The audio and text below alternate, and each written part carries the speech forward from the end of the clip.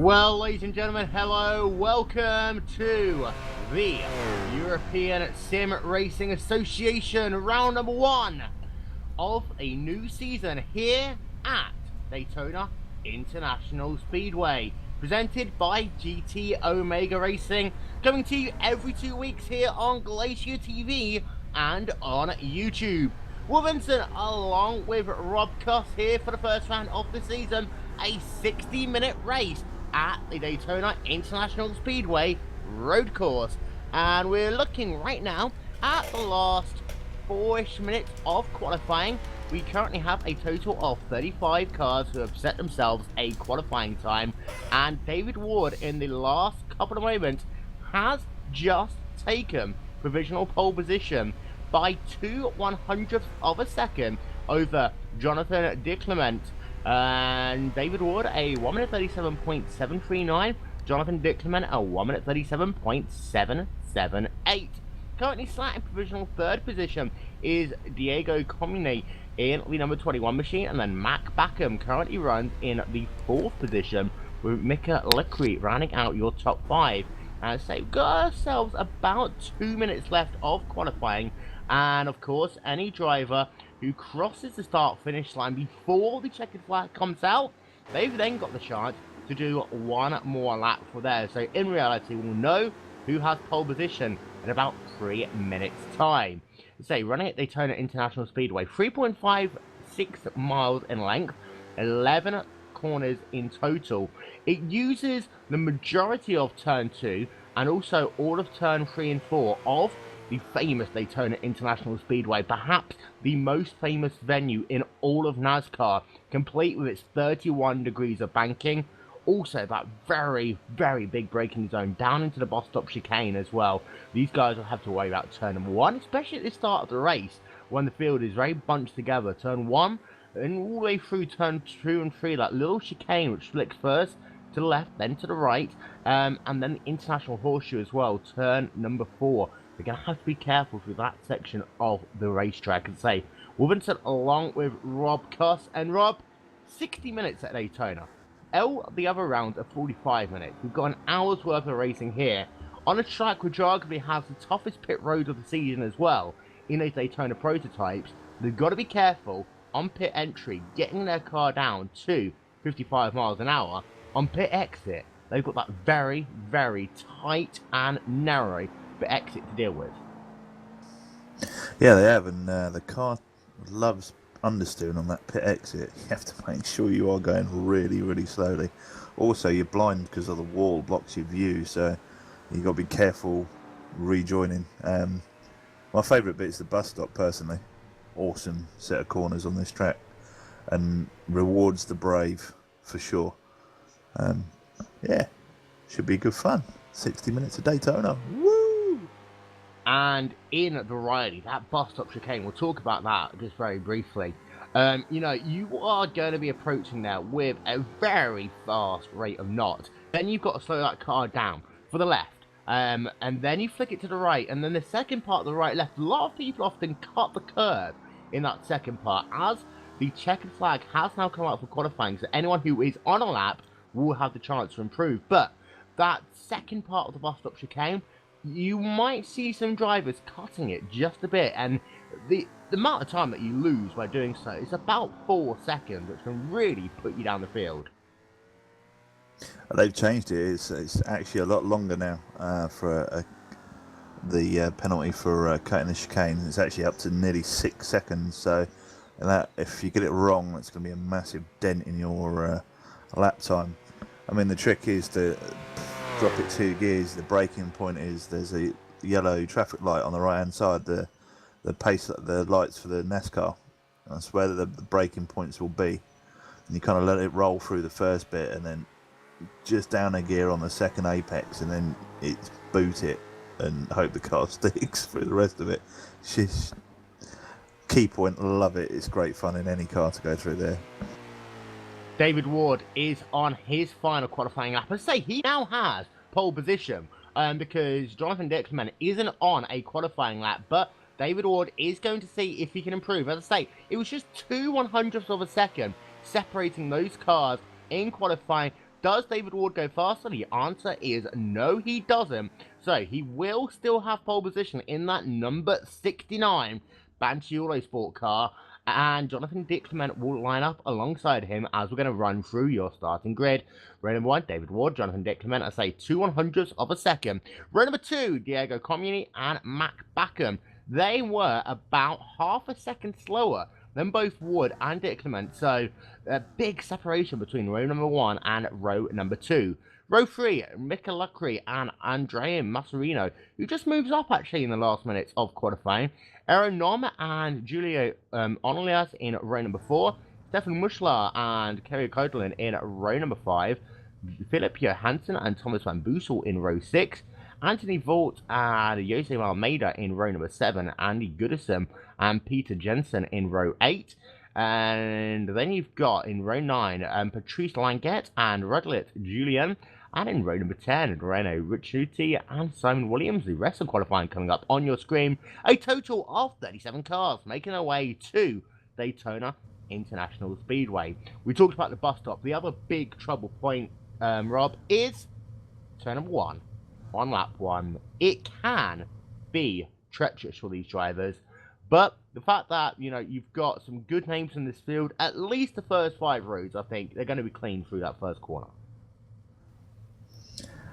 I don't know. I fancy some turn 1 mayhem from a bit further back. David Ward's got to be the favourite, really. There's a dark horse in the field, Matt Backham. He normally drives the HPD. He's been practicing hard for this, so I'll see what his race pace is like in a minute. But Stefan Mujalar's not too far back, and he's pretty handy in a tin top, so be interested to see how he comes through the field. Bit of separation between the field as well. The first place qualifiers, say Ward, in that number 69 machine, 1:37.759. The slowest qualifier is Lawrence Whitlet with a 1:45.743, which under 107% rule meant that he would not qualify. However, looks as though that he actually doesn't look as though he is going to be allowed to start this race. We'll keep an eye out to see whether he'll be allowed to start it from pit road. Kenneth Dummer in the number 97 car does make the field of a 1:43.284 as the cars start to roll themselves out onto the racetrack.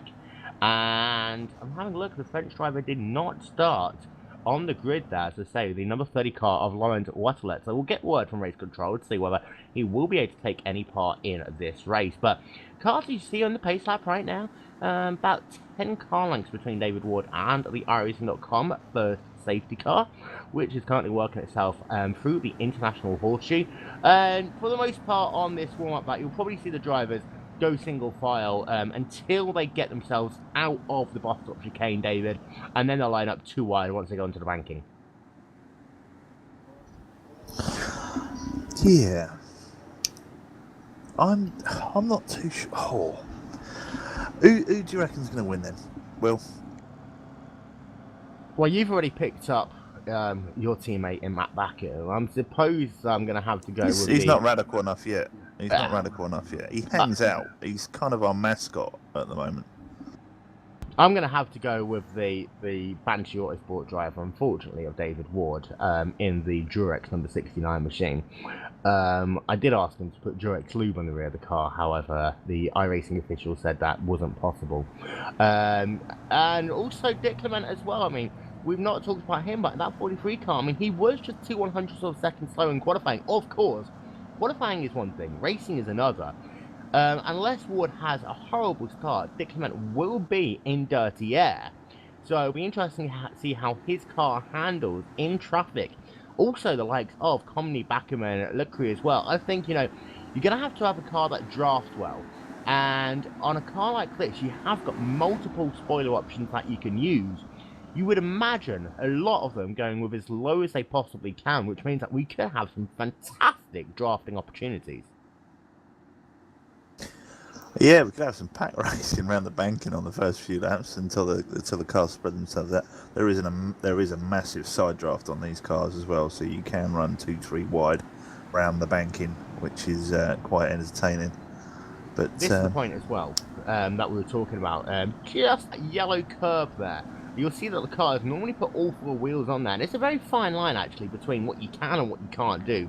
iRacing Stewards will give a slowdown penalty if the cars put 2 wheels off of that yellow curb, and you really can't tell. These cars are running so low to the ground, you can't actually see really out on the right hand side to see exactly where that wheel is until it's a little bit too late. But they are now working on the 31 degrees of banking. That is the beautiful, majestic Daytona International Speedway set in Florida. As I say, it's hosted 2 NASCAR races a year for over 50 years now. It is the crown jewel in the NASCAR Sprint Cup Series Championship. Also, of course, home to the Rolex 24 Hours. It'll be great to see what happens next year when they merge, of course, Grand Am and the American Le Mans Series. Meanwhile, the pace car is in, getting set to go racing for a new series in the ESRA Championship, presented by GT Omega. Green flag in the air, and David Ward gets a good start. Dick Clement is going to fall in right behind him, and they're 3 wide behind.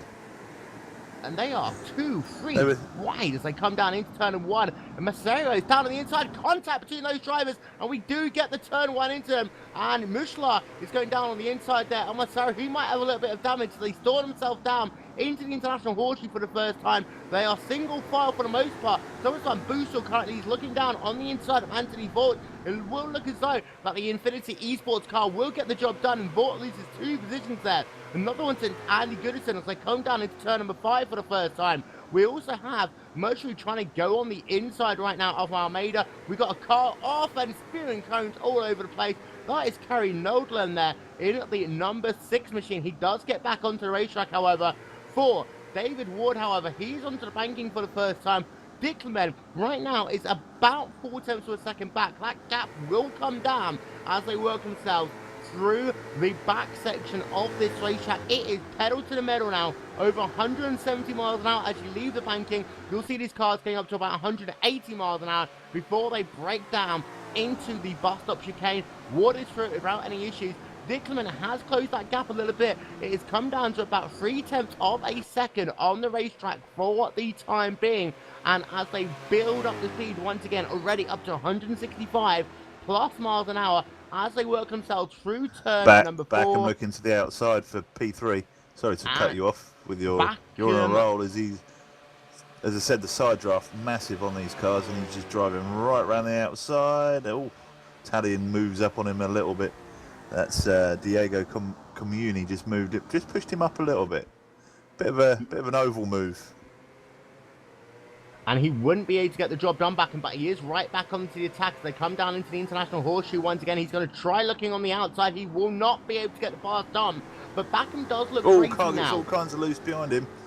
As Mika Lerky gets all kinds of sideways coming out of the Stefan Mushlar has spun that car around and down into the International Horseshoe. He was running in about we got cars the off at turn 1 as well at the time, and he does spin that car in the number 20 Benelux car, and he loses all forms of position. He does get the car back onto the racetrack. In fact, almost crashes into Relegate Julien as he brought his car back onto the racing surface.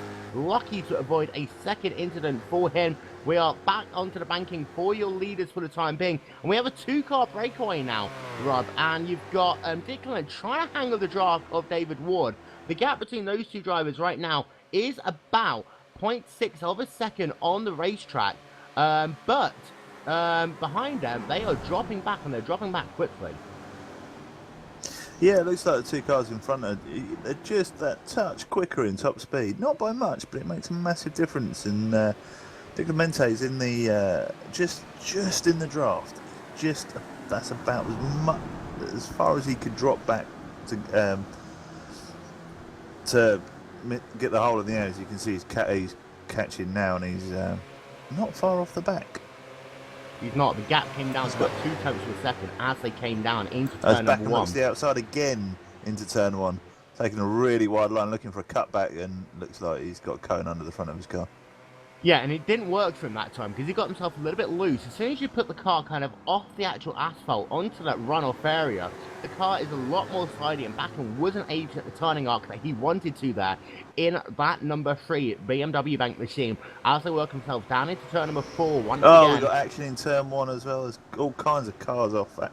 Turn 1 is causing many drivers and many problems. We've lost And a few drivers down there already. Brandy, and they're 3 wide actually coming down into the International Horseshoe. His car's getting back onto the racetrack. You're going to have a still almost there. That was Oliver Kosak in the 22nd position with Tom Cable right behind him. We have lost a couple of cars in this lap, and they've lost a number of positions because Cable was in the 23rd position. He's now up into 18th, so 5 cars having an incident on turn on 1 that time, and there's action going on behind him. Carl Berg just making a move down to the inside of Fred Joseph that time into turn number 5 on the racetrack, and this mid-pack is very closely separated as Patrice Languet trying to make the move on the outside right now of Fred Joseph, and this is where you really do see a lot of drafting on the banking. You see Languet already in that number 29 car on the out, trying to move himself to the outside. He might be trying to do it in such a way that he can position his car into the chicane, but meanwhile, actually, now you see the yellow car down to the inside, and Fred Joseph is going to complete the pass 3 wide down into the horseshoe. What a move! What a move! What a pass there into the chicane even. Languet going 3 wide and completing the pass. He did slow the car down enough. I don't think he got a slowdown penalty, but the thing is now Joseph's going to come back on him as they work themselves, and it does look like Joseph does have a lot less rear spoiler. You see he's caught up already. Now he's going to look to the outside into that number 66 car. Joseph is running a lot less wing than the cars ahead of him, as ahead of them 2 wide as well. Tom Cable trying to go alongside and will complete the pass, and Matteo Salidi in the battle for the 18th position on the racetrack.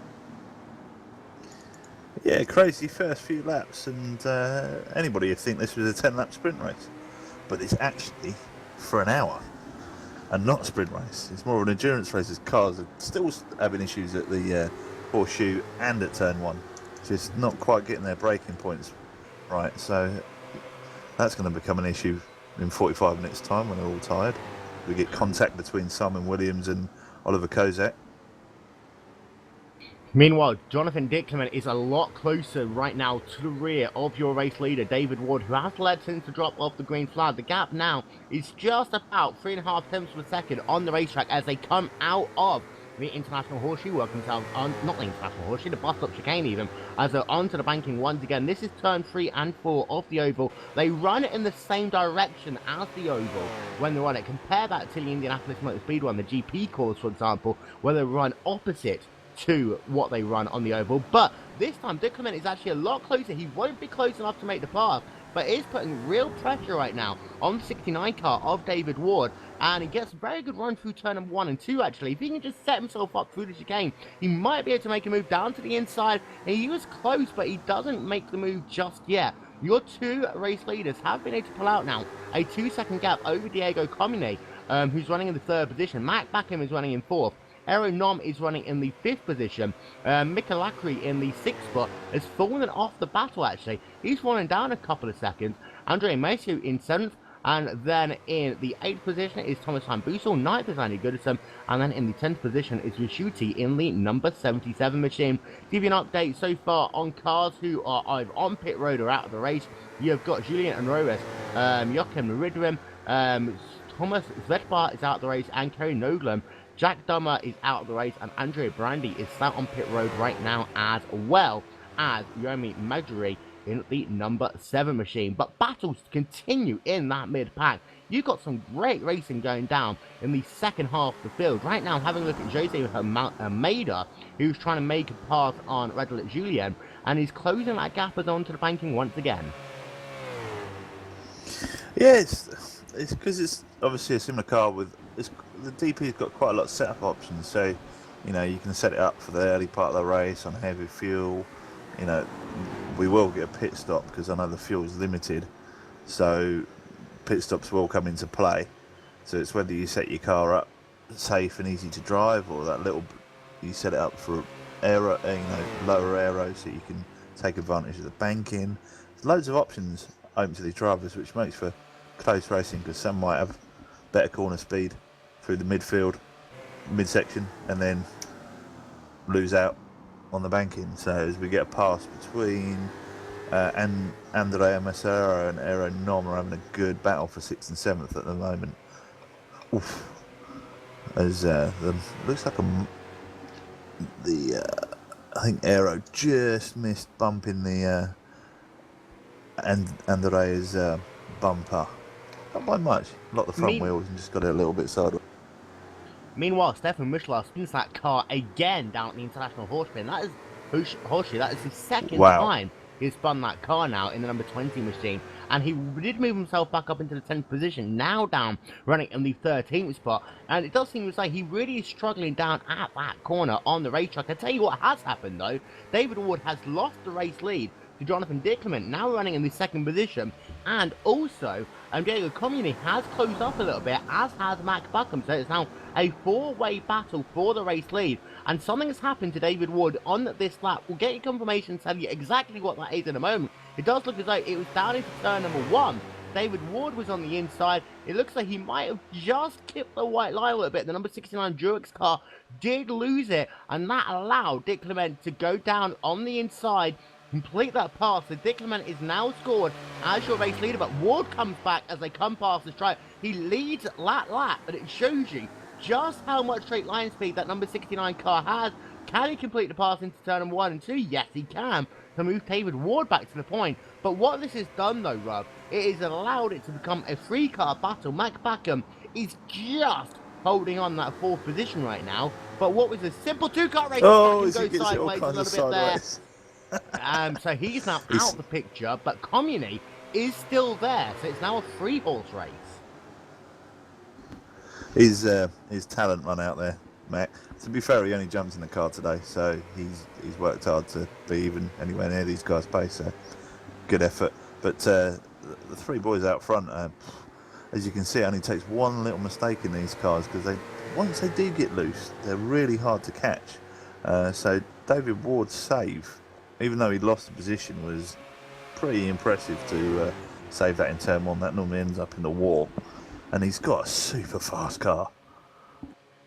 Yeah, and you notice that Dick Clement isn't able to close when they're on these long straightaways. And we talked about how, in theory, you should get some good drafting opportunity. But we'll get a very good example here. We'll try and go on board with Dick Clemento as they work themselves through turn number 3 of the banking right now. He's not really closing anything at all. I mean, he's gaining about a 10th, maybe a 10th and a half on the entire banked section. But you compare that to what David Ward did. He was able to breeze alongside and complete that pass. I mean, once onto the start-finish straight itself, it's a little bit better, but he's nowhere near close enough to make the pass down into turn number 1. He almost runs into the rear of Ward, however, in the corner itself, because Ward is running a lower downforce setup. And what that means, his car doesn't handle as well into the corner itself. But as long as he's ahead going into turn 1 and doesn't make a mistake like he did on lap number 6, it looks like that Ward can just about hold turn number 1 and 2 and keep that race lead. Yeah, I mean, David's car is touching 300 k's coming into turn 1, so he's got a very, very slippery car. And it looked like Dick Clemento just made a little bit of a mistake there. Just got it a little bit squirrely under suffered from a bit of understeer, so he's just lost a little bit on David. So might not be as close as he was before. But Diego Comoni behind, his car doesn't seem to catch the guys in front in the draft. It doesn't close up as much. So maybe he's just got a nice, easy to drive car for the hour and thought, finishing is better than binning it. You're talking about how difficult it is to hold these race cars once they get loose. Radek Julien down into the International Horseshoe on lap number 8 just gets on the power a tiny bit too early whilst he's still running on the curb. The car almost spins it on him. He really has to save it, losing himself a position to Stefan Mushlar. Jonathan De Clementi going too wide. Sorry to cut you off. He's just about to go for the lead round the outside. But now this is going to be interesting for Ward, because we know his car doesn't work as well under braking. You see Ward just gives him the position there, knowing he might be able to get it back the next lap. So Di Clemente is back to the race lead in that number 43 car, and importantly, he did actually lead that lap as well.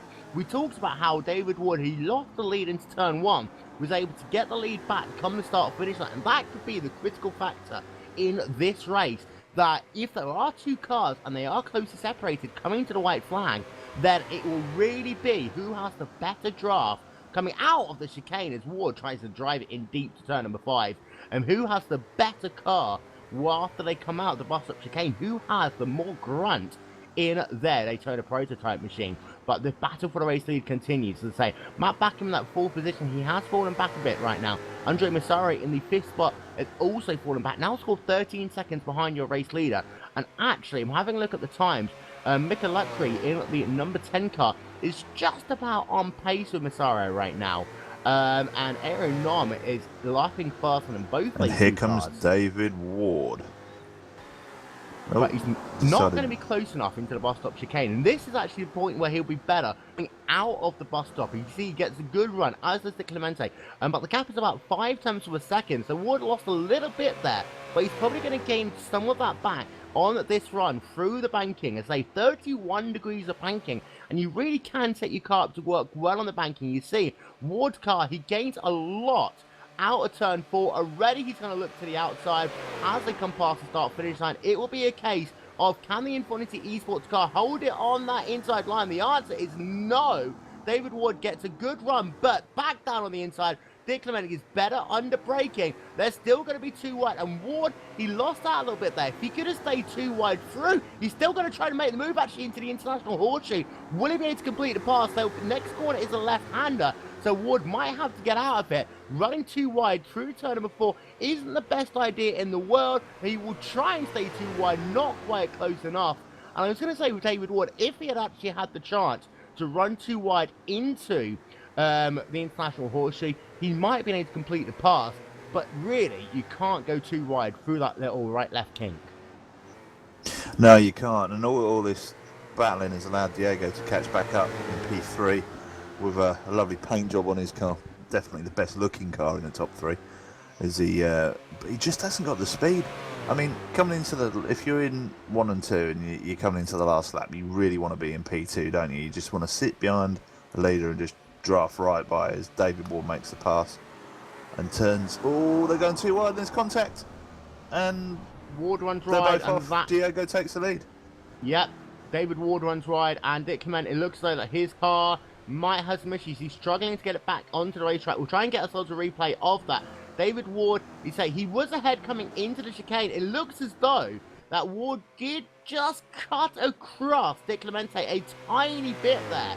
And what that meant, the Infinity Esports number 43 car got turned around. I'm wondering to see whether he has any damage to his race car. He did brush the wall when bringing it back onto the racetrack. But Diego Comi is now scored as your race leader with a 2.4 second gap over David Ward. And also that moves Matt Backham into the 4th position. Di Clemente is scored in the 4th position right now, but a total of 10 seconds behind Diego Comi, who is now your race leader. It's going to be interesting to see whether the 43 esports car can make him some time back up here.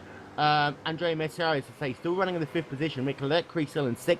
Aaron Nom still in 7th. Thomas Van Boosel in 8th. Andy Goodison in 9th. Jose Almeida rounds out your top 10. We still have a total, by the way, of 24 cars scored on the lead lap. The last of them is Laurent Wurtelitz, who's actually now just gone down a lap to your race leaders. So it's now Linear Lesieur who is scored as the last car on the lead lap, with right now a total of 20 minutes of this race scored complete. We will get you some replays of the start in a few minutes time once things settle down just a little bit more, because we still have some good battles going on in the midfield. Right now I'm looking at Thomas Van Boosel and Andy Goodison running in the 8th and 9th positions, and they've been going at it since the green flag dropped, Rob. Yeah, there's great battles everywhere, but it just, why race that hard this early in an hour-long race? We're a third of the way through. We've got 10 cars that are straight off the track in the first 20 minutes. It's, sometimes, I don't know, people treat it as a sprint race. Maybe just wind your neck in, just settle into the race, and then charge in the last part where you're comfortable with the car, you got your braking point dialed in. That accident at the front, you could kind of see that coming for 5 or 6 corners before it happened, because they just were fighting so hard. Just set them up. You've got the oval to pass. David had the quicker car. You just had to be a bit more patient. My opinion, obviously, but a bit daft in an hour-long race. It is. Of course, these drivers at the front, they are very used to racing very close together.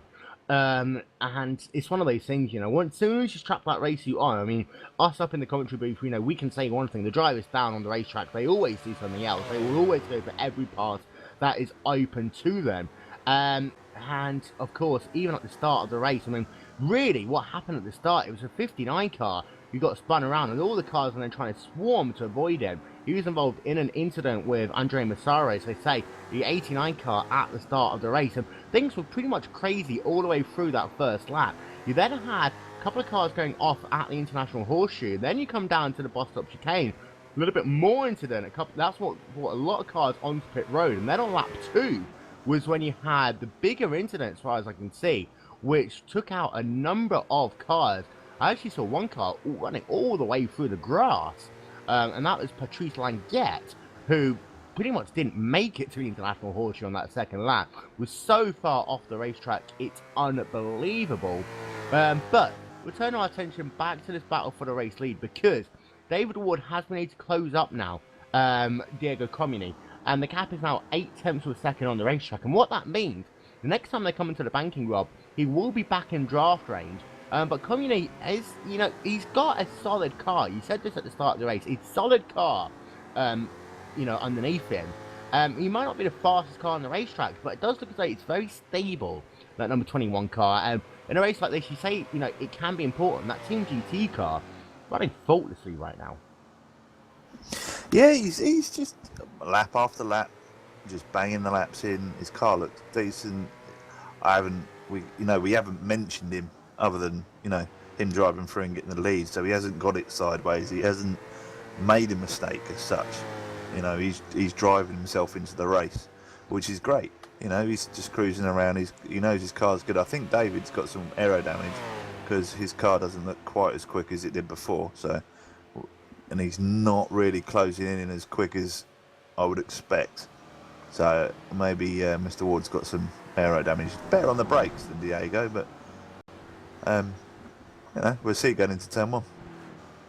And the incident on lap number 2, just to give you an update on that, Kenneth Dummer ran it pretty much straight into the rear of Joachim Rodin, whose car then actually got impaled on the pit wall. And pit wall is very interesting here because you actually have 2 parts of the exit. Then he crashed into Thomas Bedbuck in the number 71 car, which would cause a 3-car pileup. But David Ward, by the way, has been able to take the race lead back. He did that, again, on draft range. And it did look as though that Comini just gave that lead back to him. Ward went down to the inside. Comini went no attempt to really block that pass at all in the number 21 car. Ward led the lap, and he led it by about 1/10 of a second. And is now back to the point with a 0.4 of a second gap between David Ward and Diego Comini. So work themselves right now on 14 laps in this race. I'll give that to you in time as well. I might as well think it's a timed race. So 37 minutes remaining, and the timing and scoring in this race. You talk about how it's a one-stop race here, Rob, and you know you've got to really be careful on pit road, as we talked about. But when you pit is important. Some of these cars might be running a little bit longer into the race than others. I talked to a couple of the drivers before the start of this race, and they said because of the fact the fuel's limited, it opens up strategy a lot more. Normally what you do, you run at 40-45 minutes into the race, you all pit at the same time, you all come out at the same time. Now you've got more variables. You might see some guys try and stretch out 10 minutes longer or 10 minutes shorter. You know, some of the cars might be trying to get track position early on, trying to get themselves through the field, make their pit stop and hopefully come out into clean air. You've got other guys who are just in it for the long haul, would want to put as much fuel into their tank as possible and try and get cars on the overcut later on into this race. Yeah, strategy is massive because I'm one of the drivers that would, you know, fill the tank up and drive myself into the race. I'm kind of like a tortoise, really. You know, it takes me a while to get into the race. So that would be my strategy, but that's because it suits my driving style. I know other drivers like to run a little bit lighter and, you know, run maximum hot lap basically. If they get in front as a back marker, almost like Diego got himself caught on the curb and almost collected P2 there. So that was interesting. It is, and of But, course there are no blue flag rules here, so you know you've got to find a way of cleanly passing the cars. You can't just expect them to move out of the way. Of course, there is that common courtesy if you're that far off the pace, but you can't go dive bombing at the same time if you are the race leaders. Unless you're Mac Backham, if anyone's going to dive bomb, it will be the Mac. Matt Backham currently is running in the third position. I do see a car. Anthony Volt has lost a ton of positions. He has scored 6 laps down. And that number 448 car is struggling right now.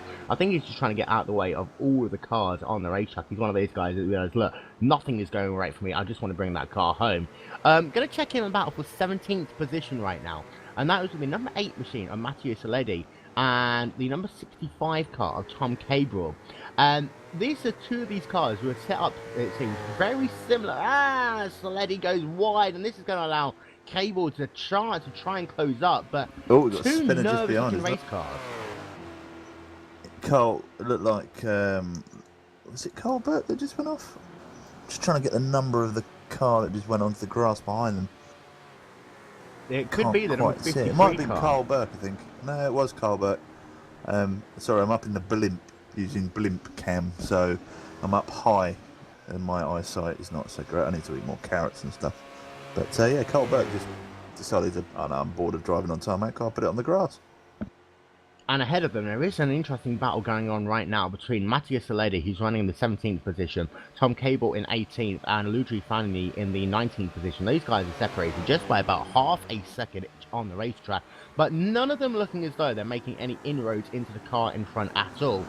And it's interesting, Harry, because it looks like Cable, in clean air, his car isn't running that well at high top line speed, but Fanni isn't able to close up that gap because of the fact that Cable's getting a little bit of a draft from the car ahead, which is just able to keep him ahead for the time being of Fanni. And it's interesting, when you're in a pack of about 3 or 4 cars, like this battle for 16th through 18th is on the racetrack, it often is status quo if the car in the middle, in clean air, is slower, but with that draft, you know, it does give him about an extra 5 miles an hour in straight line speed.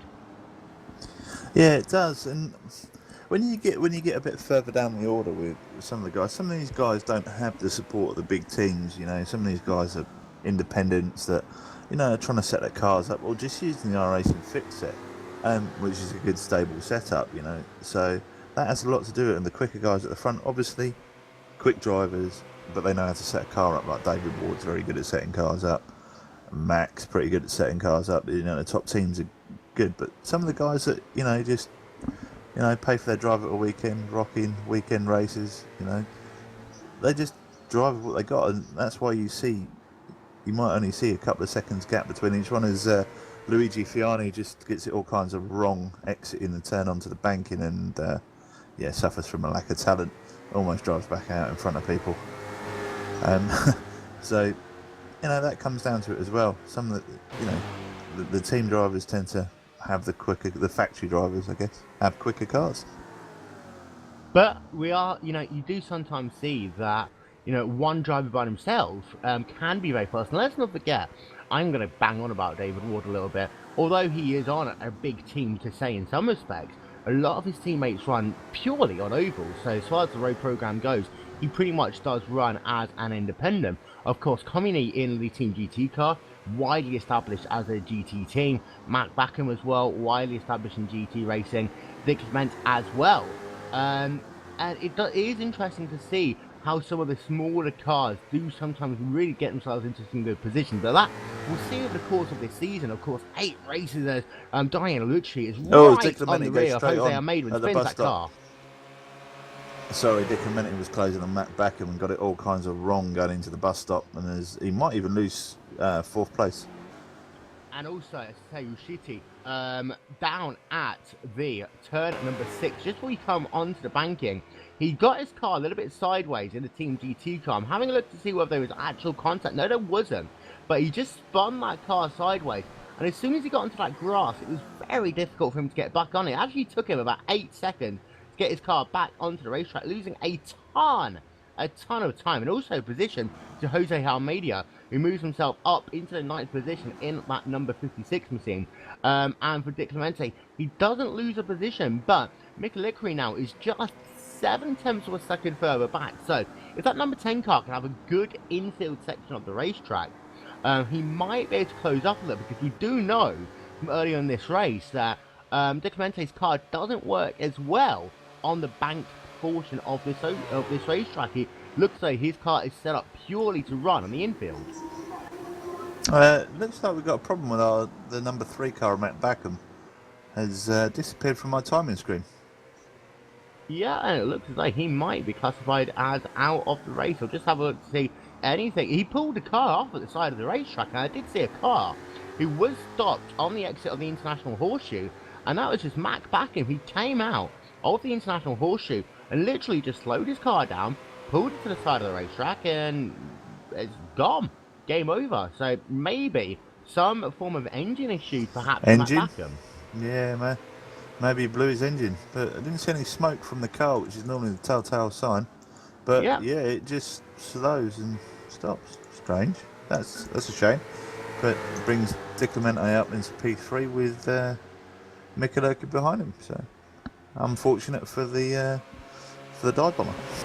Yep, so Matt Backham, it looks like he is classified out of the race. We'll try and figure out what happened to him. We'll try and get him over for an interview shortly. However, we'll run through your top 10 just after things sort themselves out with timing and scoring. David Ward does lead the way with half the race now scored complete. It is a 5.5 second gap between himself and Diego Comini. In the 3rd position is Jonathan Dick Clemente. Of course, he started this race in the 2nd position. An incident between himself and David Ward about 10 minutes into this race put Dick Clemente back, and he is falling back a lot more. Come back to that in a moment. Mick now scored in the 4th position. Aero Nom has been able to make himself up a couple of positions. He started this race in the 7th spot, is now running in 5th. Thomas Van Boosel in the number 19 machine started this race in 12th, now up into the 6th position. Our biggest mover in the top 10, but has Andy Goodison right behind him. Started 15th, now running in the 7th position. Jose Almeida started this race 14th, is now running in the 8th position. Andre Messari in the 9th spot. He started this race in 6th, so losing out on that Team GT car. I did say how he had an issue in the first lap of the race, and I think he has had some issues with his aero ever since then. Nick Phillips, he rounds out your top 10. In fact, no, he's just fallen out the top 10, because Aurelio Ricciuti has now been able to get past him. And I say Ricciuti had that issue a couple of laps back, down on the exit of turn number 7 on the racetrack. It's actually, I take that back, it's turn number 6 of the racetrack, where he just couldn't get onto the banking. The car, it just snapped him a little bit, and he struggled, lost himself a little bit of time, but now he is catching to the rear of his teammate in Andre Messari. Let's go back to Jonathan Dick Clemente very quickly. These cars, they are very reliant on their aero. To turn, to brake, everything really, as Patrice Languette brings his car out of pit road. By the way, he's made his first and only pit stop of the day! And a little almost contact there with Dick Clemente as Languette gets himself back onto the racetrack. And Lionel Messler there as well. Always a big pile up there down at the International Horseshoe. That's going to lose Dick Clemente some more time. But very aero-based cars here, the Daytona prototypes. If you get yourself a hit to them at all, as David Ward and Dick Clemente had, both of them are now running slower than they were early on in this race, as there's been another issue, and that I think David Ward has made his first pit stop of the day, so he has moved out of the race lead. So Ward literally pitting at the halfway point of this race. Yeah, so Diego Comini takes the lead. I must say, I've always liked the livery on those cars, on the GT cars. They're really good looking cars. Just a confirmation, Mac Backham did blow his engine going into turn 1. Got his shifting wrong and his engine gave out. I've been reliably informed by the man himself. So, yeah, you've got to be careful with these cars. Change gears too quick. The gearbox isn't as good as some other cars and can obviously fry your engine. So that's unfortunate, but it can happen. And that's very similar to what happened to Ricky Alatalo in the 2012 Super Grand Prix weekend at the Brickyard, when literally as we were about to go to an onboard interview. To pit road. Sorry to cut you off and with your history lesson, Frosty. Dick Amenet is into pit road and looks like he's making his one and only stop. As I was saying, Ricky Alatalo back at the Super weekend at the Brickyard, just as we we're going to an onboard interview with him, he just blew his engine. He missed one shift here. It pretty much is game over. Diego Comi, by the way, hasn't yet made his pit stop. Mickey Lickry is now scored in the second position because cars are now coming onto pit road. As I say, David Ward has made his one and only pit stop of the day. Dick Clemente is just actually coming out of pit road, and this will feed him for the time being into the 8th position. Oh, he got it on the grass. He almost he lost got it. He got it a little bit squirrely coming out. Cool. And he does bring his car back onto the racetrack, and Luigi Fagni as well ahead of him. So the cars we are waiting to see come onto pit road. Diego Comi, let's have a look, see whether he comes onto pit road this time by 25 minutes and 20 seconds left on the play clock. So we expect these cars to be making their trip in the next couple of laps. Does Comi make a trip to the left? No, he doesn't. He stays out on the racetrack. So we'll keep an eye out on Mick Lickry and also Aero Nom as well to see whether they make journeys onto pit road this time by. But interesting thing to note is that, you know, the two cars who started first and second come onto pit road a lot earlier than Diego Comini. So really, the 21 car, you know, had some good space at the start of this race because, you know, he had at least 3 laps more fuel on board and was really sticking it with the race leader. So a lot of that first in. Yeah, I think, yeah, you're right. He's cruising around. He's probably saved some fuel. The trouble is, he's coming up to a gaggle of 5 cars, and there's a car stopped on the apron, and another car's just gone off and on the grass in front of our leader. Oh, hopefully, this won't affect him too much, but I would pit now to give myself a gap because it's not going to help him if he's trying to cut through traffic. We saw this in the iRacing.com Grand Prix World Championship Series this past Saturday as well. By the way, if you missed that race, you can check it out on our YouTube channel. You're, of course, already on it. Just the fact that you're watching this race. Shout out to Scott Woodward. And we saw that it was actually quite often quicker for the guys to come to pit road that lap earlier and not have to deal with traffic. The same applies here. Said there are no blue flag rules; it's informational only. If you catch the Gallagher cars in the right place, you can actually gain a little bit of time because you're getting this huge, intense draft through the oval portion of the racetrack. But Comey stays. No, he doesn't. He brings that car onto pit road, of course. Such big brakes here. You see the NASCAR guys, as soon as they get onto the flat, they start braking. You can brake a lot later here, down to 55 miles an hour. You have got pit limiters on these cars, so you don't have to worry about speeding, so long as you can get down to speed in time. But let's see where Comey falls back out, because of course they'll have to take about 2 seconds less fuel. Yeah, Mickey Lurky's just rocking around, and he's going to take the race lead. So he's gone past. Aaron Nom's going past right now. David Ward's going to go past. Jose Melda might get past as well. Diego's rolling, so it looks like Melda just might beat him into if he's quick round turn 1. Looks like, where is he? No, he's going to be clear. So he's going to feed out into 4th spot is Diego, which is not a bad stop, and he's not too far off. That's worked out quite well for him because that's David Ward's only just down the road, so not a bad stop. He didn't lose anything pit road because that gap was about 5 seconds before Ward came onto pit road. It's about 5 seconds now.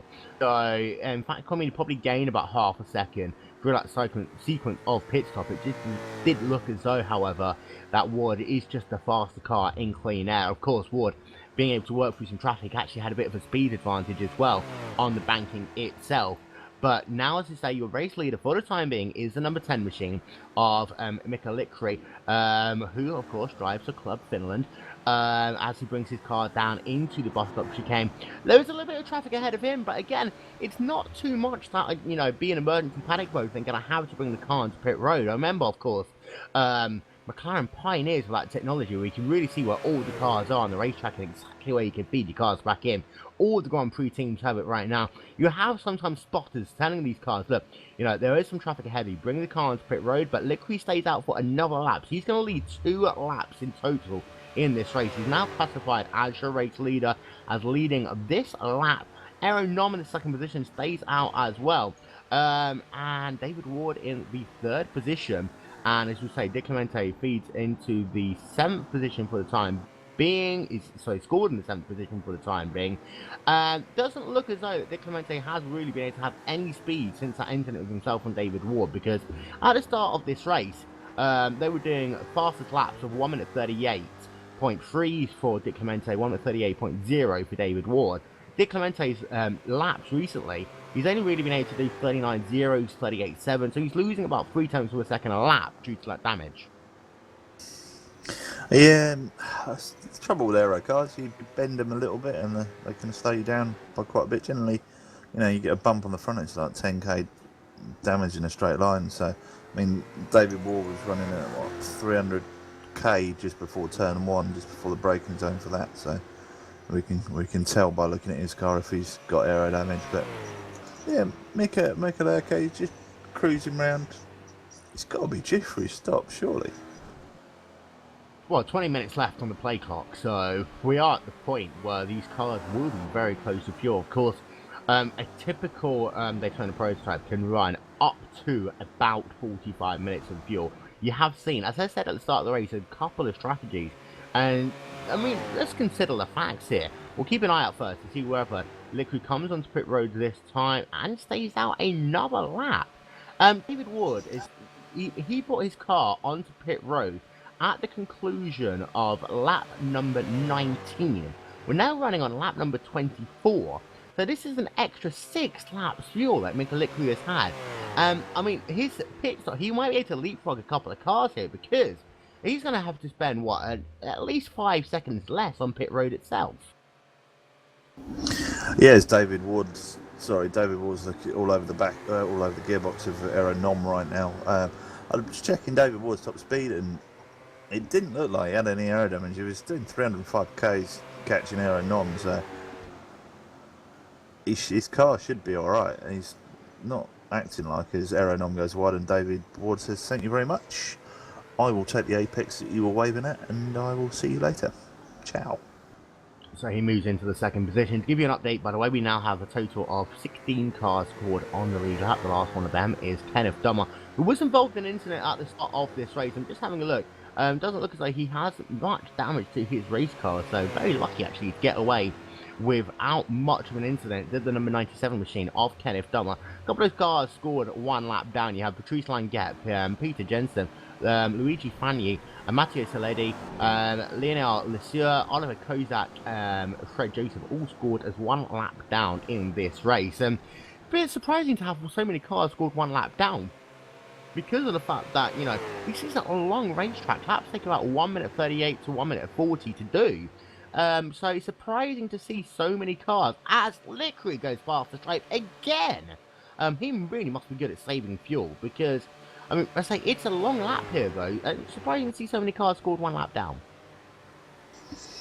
Yeah, again, it's, you know, a lot these race series bring, you know, a lot of people from all walks of life. You know, as I said, alluded to earlier, Mac had only put a certain amount of time in his car, but he's generally quick in most things that he drives.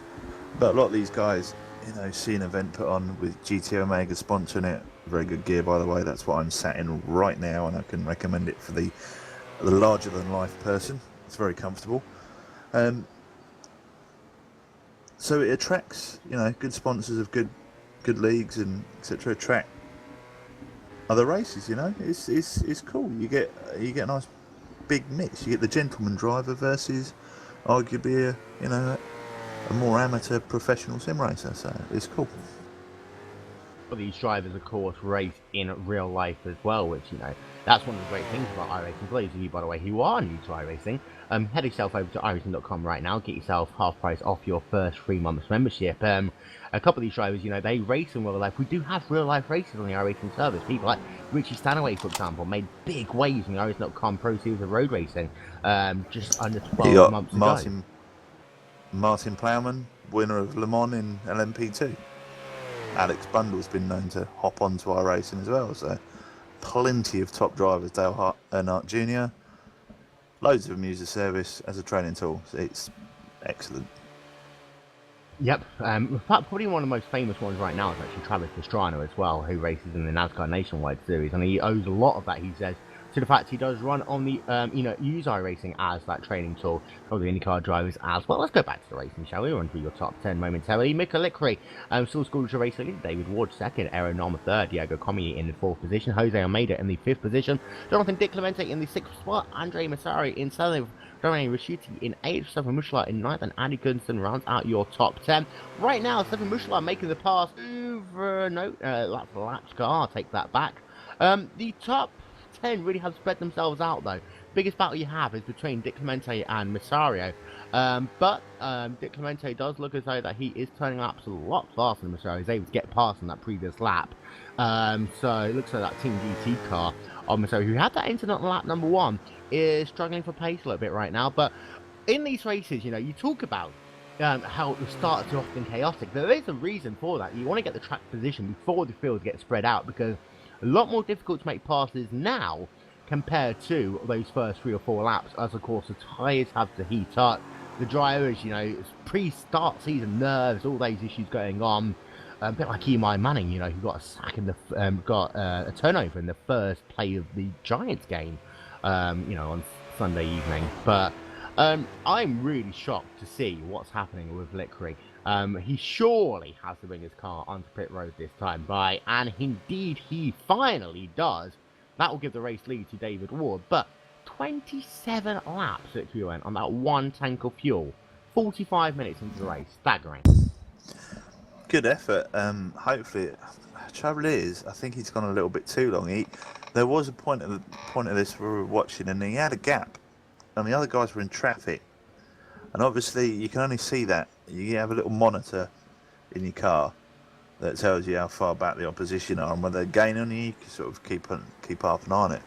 Maybe he made a little mistake. It's a quick pit stop, but he's going to feed back out behind Andrea Massaro. So he's gone from 1st to 7th, basically. And if he'd pitted earlier, do you think he may have, you know, come out in a bit further up? He might have done. I mean, right now he is 5.5 seconds behind that number 89 car. We'll get confirmation as he's now back onto the racetrack. And of course, the number 10 car, he started this race in 5th, so he's net lost 1 position overall. But of course, you can't really change your strategy after you take the green flag, because, you know, otherwise you'll be running and putting in fuel to a car which already has, you know, a quarter of a tank of fuel. You end up losing out as much as you gain sometimes. But some battles still going on a little bit further down the field on the racetrack. We'll try and bring some of them to you. But you make a good point there. In fact, Lucy Fanny just spinning his number 19 Jägermeister car. He really is a no man's land. He scored in the 18th position, 1 lap down. I actually want to go back to this lap car situation, because it's going to be important as the series progresses, because of the fact that we are going to go to some tracks which are a lot smaller, a lot narrower than we have here today at Daytona. Because, I mean, you can say that, you know, especially when you get into the ranking, very easy to make a pass, very easy to get out of the way. Even the infield, you know, it's not the narrowest of places. We'll go to some tracks later on in the season which are very narrow. And that make things a lot more difficult to deal with that traffic. And strategy will come into play a lot more at those races later on in the season. Oh, definitely. Strategy is key to endurance racing, and, you know, an hour-long race, people say, well, it's not really an endurance race, but it is. You know, so strategy plays a massive part, and the shorter tracks, you've really got to time your stuff right, you know, to take advantage of where you are on the track. So we'll see.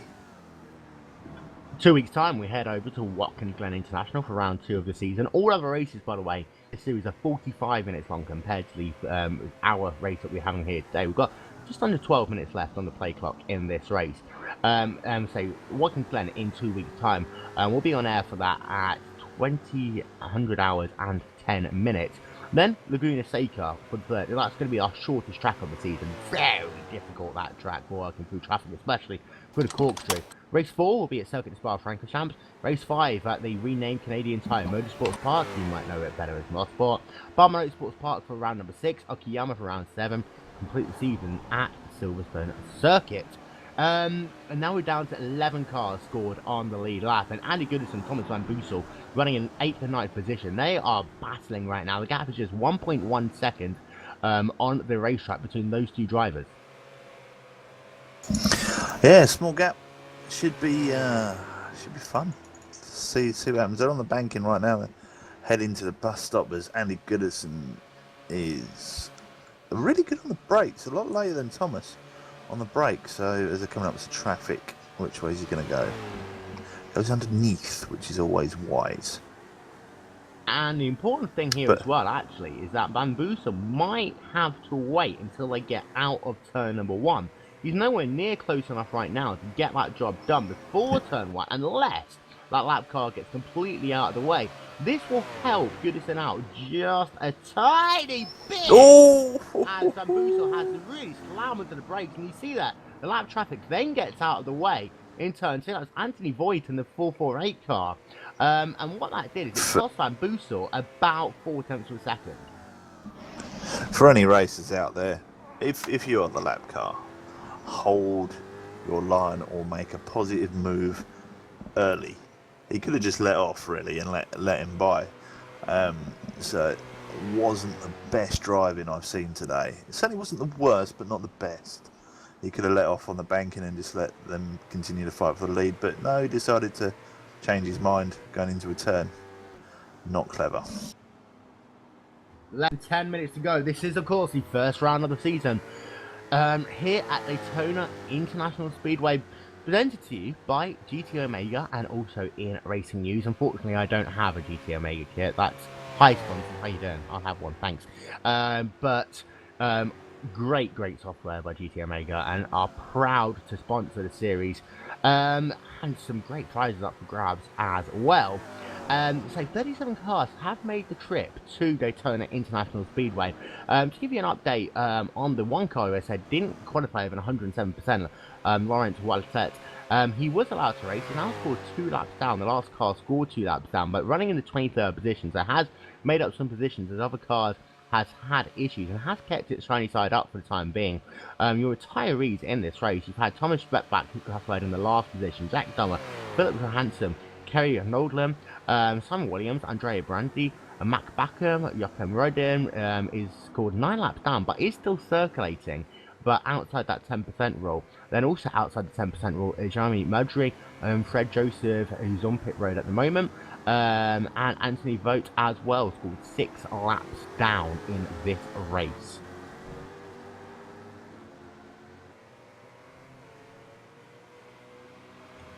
David Ward, ever since that incident down at the bus stop chicane, Rob, he has really been able to just bring that car back to the race lead. No real issues since then. Of course, he did take him a lap or so to get past Communy. Communy made it easy for him when he did, and since then he's been able to build out that gap. Right now that stands at 7.4 seconds on the racetrack, and that's going to go up by 3 tenths as Communy comes past the start-finish line. That now goes up to 7.7 seconds on the racetrack. What good drive by him, but let's not take anything away from Diego Communy as well. He's just driven a very solid race. Yeah, just not out and out the quickest, but Mr. Consistent. For me, he stayed out of trouble, hasn't got involved in anything, just cruised around. He's going to score good points unless he blows his engine, because I don't see him dropping it off the tarmac. I don't think I've seen him even get it sideways, so it's going to stand him in good stead for the championship if he can drive as consistently as this. It shows in other motorsport, if you're consistent, you will be there at the end. If he can do this through every race in the championship, it'd be in the hunt for the title at the end for sure.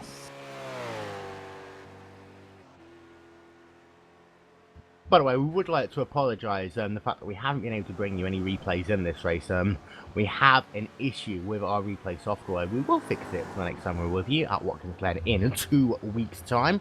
So, story of the race so far, we had a little bit of chaos on lap number 1 and lap number 2. The field has kind of sorted itself out since then. David Ward led himself from the green flag. Jonathan Di Clemente right behind him. Di Clemente was able to take the lead on 2 occasions. Then, as David Ward was trying to get the lead back the second time, we had issues when Ward, you have to say, kind of just turned across Di Clemente a little bit. He was on the outside coming into the boss stop chicane. Di Clemente was on the inside. And just chopped his nose off. Yeah, and that put Di Clemente into the grass. Ward, both the cars were able to continue. David Ward got a little bit less of an issue out of it, and Di Clemente now scored 24 seconds, got a little bit more damage than David Ward as well. Since then, Ward is able to get himself back past Comuni, and hasn't been able to really control the race. Di Clemente, however, has been able to rally back into the 3rd position. He had to work himself up from about 8th position, was his low point in this race. And, you know, it really, since those first 7 or 8 laps got themselves out of the way, it has been a lot more subdued. We have got a battle going on, say, with Thomas Van Boosel and Andy Goodison, but also with Mika Lickery and Aero Nom as well. Just to let you know, Lickery has been able to move himself up into the 5th position, but also that battle between Van Boosel and Goodison, they've swapped positions now for the last 2 laps. Van Boosel was able to get past Goodison at the stripe, but now Goodison does remain in that 7th position, and Aero Nom has closed that gap to about 1 second between himself and Mick Lickery in the 10th spot, and going to be 2 interesting battles in the lower part of the top 10. Yeah, Nom was looking quick earlier. He's got a fast car. I think he's one of these drivers that's, you know, can be super fast but makes a lot of mistakes. And, you know, he catches up to him and drops back, and then catches up and then drops back. Just because I think he tries too hard. Maybe he just needs to back his driving off to like 95% and drive within himself. Because he's demonic on the brakes. He closes about 10 car lengths on the brakes. He's crazy good on the brakes, but then doesn't quite get the power down early enough on exit. Doesn't carry the corner speed. So that's my opinion of that. But Thomas Van Boosel and Andy Goodison, yeah, their cars are so similar. It's whoever makes a mistake, really. Indeed. And there was something else that I was just thinking about. Oh yeah, actually. With this really interesting strategy that we've seen with some of these drivers, as we've got a car spun around down at turn number 1. That is a lap. No, we got one at 3 as well. I was talking about how he's actually keeping that car pointing in the right direction. Now he spins it down at turn 1. But we've got another car spun as well, and that is Lionel Lissieur, who's scored in the 20th position. And that's one of the things as well, Rob. If you're going to spin your car at the International Horseshoe, stay in the brakes. Let all the cars go past before you try and hurry to bring that car back on the racetrack. Yes, you lose more time. A lot safer, however.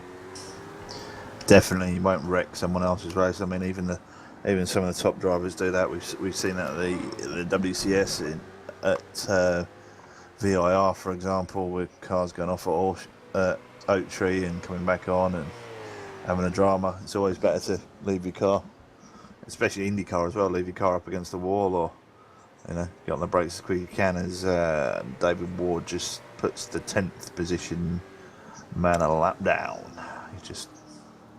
So all the cars up to P9 have been lapped. At least once. This is one thing I'm actually going to come back to, because it's going to be very close on the play clock. We've got 2 minutes 50 seconds left.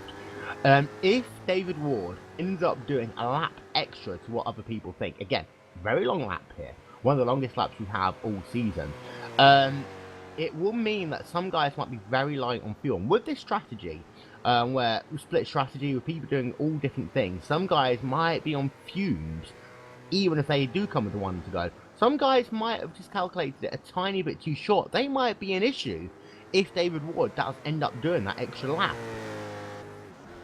Yeah, it's only going to affect the top 9 though, isn't it? Because the other guys were lapped down anyway, so it doesn't really matter to them. But the top 9 could be affected if that happens. But I mean, Goodison, Van Boosel and Mugila are all, you know, a minute behind, so they might be watch, but yep, rest of the lap down, so they're pretty much done anyway as soon as he crosses the line for the win. So.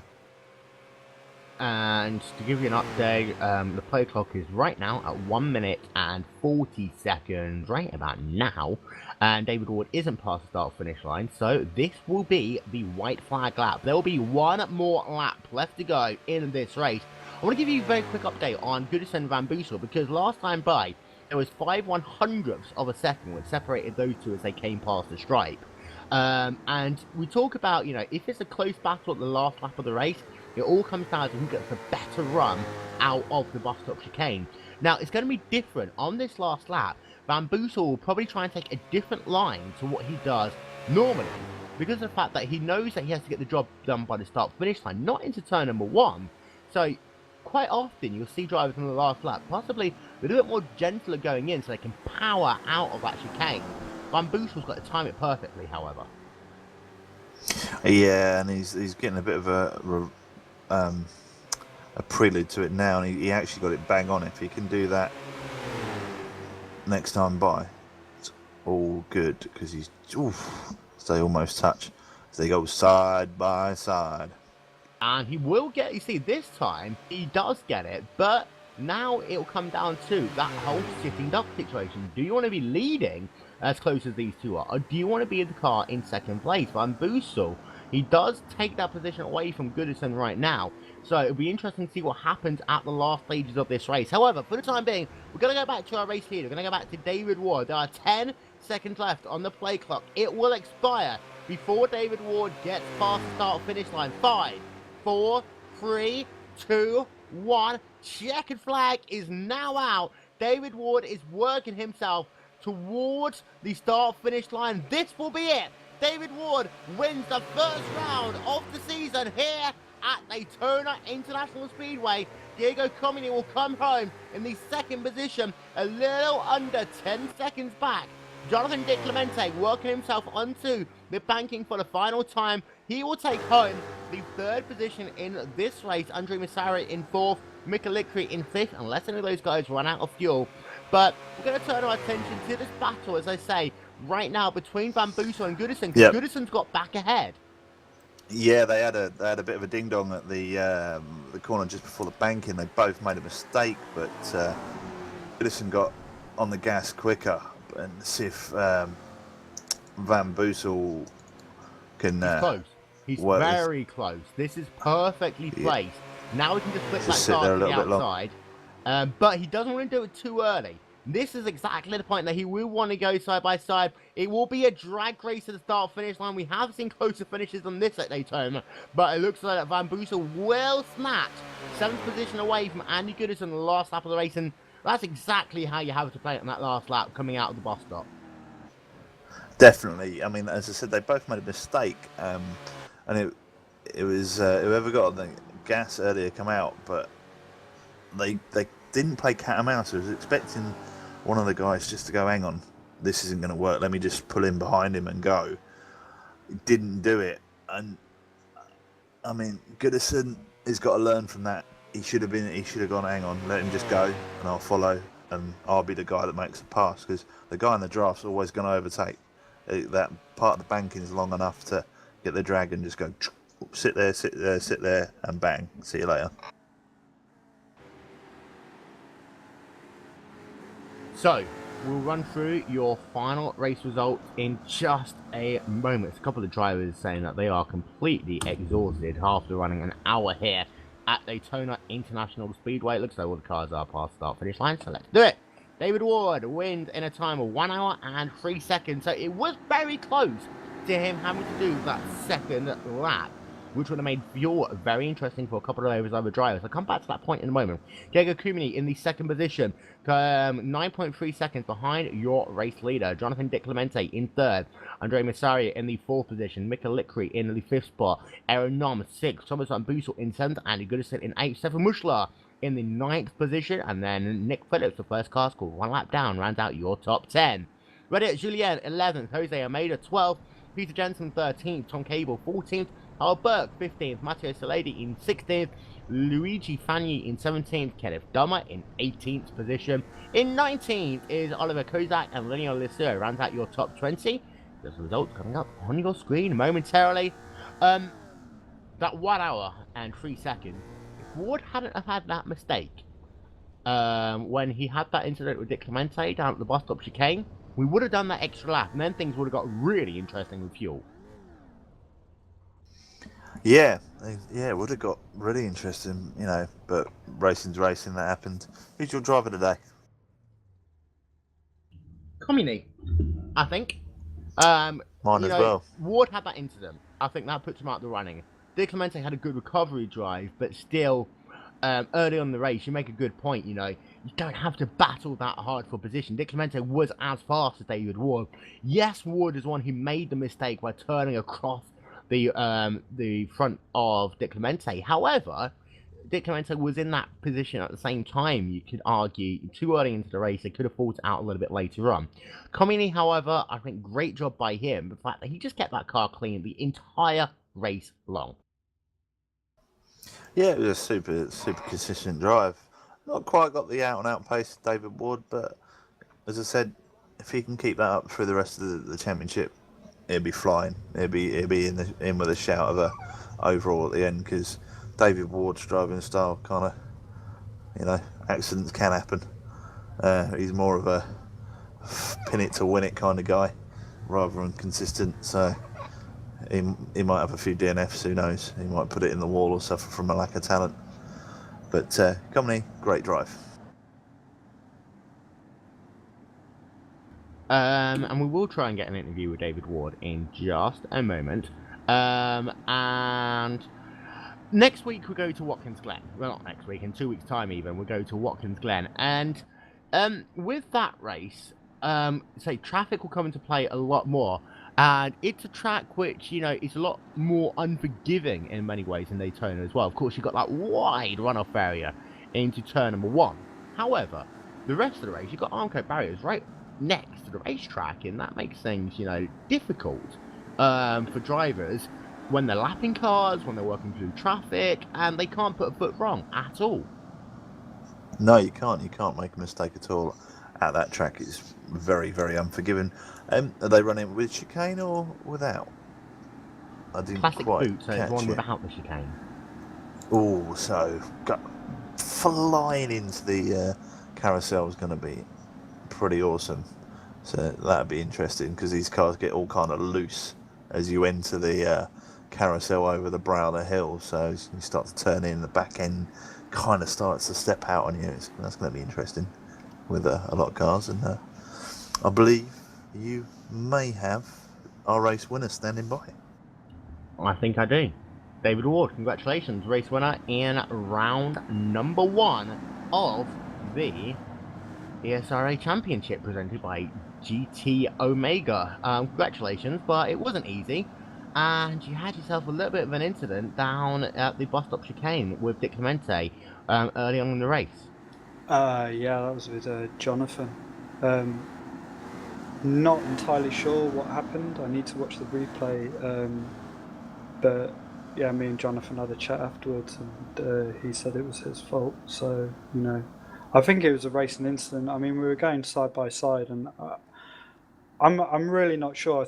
I was definitely ahead of him at one point, and then as I turned in, he just tagged the back end of my car, and I think that just unsettled it a little bit.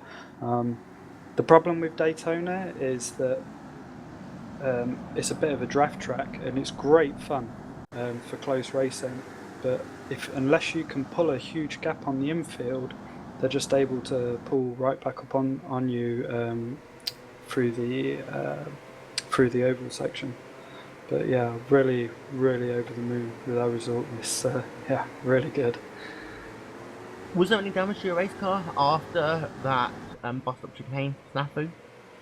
Yeah, it was a little bit. It started pulling to the left slightly, but after the pits, the crew must have just smashed it with a sledgehammer, and it was driving straight again. But yeah, traffic and everything was fine. Drivers, awesome. Really good fun race. 2 weeks time, we head over to Watkins Glen International. You talk about how it's difficult to pull over a gap if you can't, make the time in the infield section. Watkins Glen in many ways is similar to that. Some very long straightaways. So if you can't, on the boot section of the racetrack, pull out that gap, the cars can again run very close together. So we're going to see similar style of racing there, and also let's not forget, traffic might come into play a lot more at Watkins Glen. Oh yeah, definitely. Watkins Glen, not too worried about it really, because the infield is a lot longer than Daytona, and it's got some really tricky sections and corners, especially turn 11, because it goes over the crest and then turns right, and the car's quite loose over that. So I think you'll find that there might be some people might be slower on that infield section, so that will allow you to pull away a little bit. But yeah, if you've got someone of the same speed as you, yeah, you're gonna have some drafting on the back straight. I'm not sure. I need to check whether we're running the chicane or not. It's a classic boot. Oh, okay. So yeah, it's gonna make it even more fun then. And before I let you go, say thank yous. Want to thank the guys at ESRA League for putting this event on. It's really good that we've got a DP only series. I love multi-class racing, but I really enjoy driving the DP more than anything.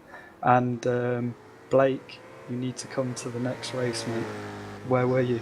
No, he will be. Sorry, he had a new connection being installed today, so he didn't quite get it sorted in time to race and practice. That's why he couldn't attend. So he's now got a nice and stable connection for next time out, running at 40 meg apparently. Wow, what's he downloading with that? Who knows? But I'm no, if you can turn it back. Shut up. I'm going to tie this together. Sword in the Banshee Autosport Durex Loop car. Congratulations, race victory. And before this all goes completely downhill, unfortunately that is all the time we have time for in the first round of the ESRA Daytona Prototype Championship, presented by GT Omega Racing, your home of simulation racing, and also by In Racing News as well. 2 weeks time, we'll be coming to you from Watkins Glen International. Plenty more racing coming your way on GlacierTV over the next couple of weeks. Of course, we have the iRacing.com World Championship Grand Prix Series. Gregor Husu has won the championship, the first driver to become a three-time champion in the WCS. However, 2 rounds left to go. The first one of them will be at Suzuka in a little under 2 weeks' time. We've also got the final round of the Polar GT $1,000 Cup, and also the Neo Endurance Series returned in a little under 2 weeks as well. That will be at the Circuit de Gilles Villeneuve. ISOWC IndyCar action coming your way in October, as well as the iRacing.com Talladega 500 GlacierTV, your home for the iRacing.com World Championship Grand Prix Series and the World Tour as well. For myself, Paul Vincent, and Rob Cuss, this has been a GlacierTV presentation of the ESRA Daytona Prototype Championship. Until next time, bye-bye.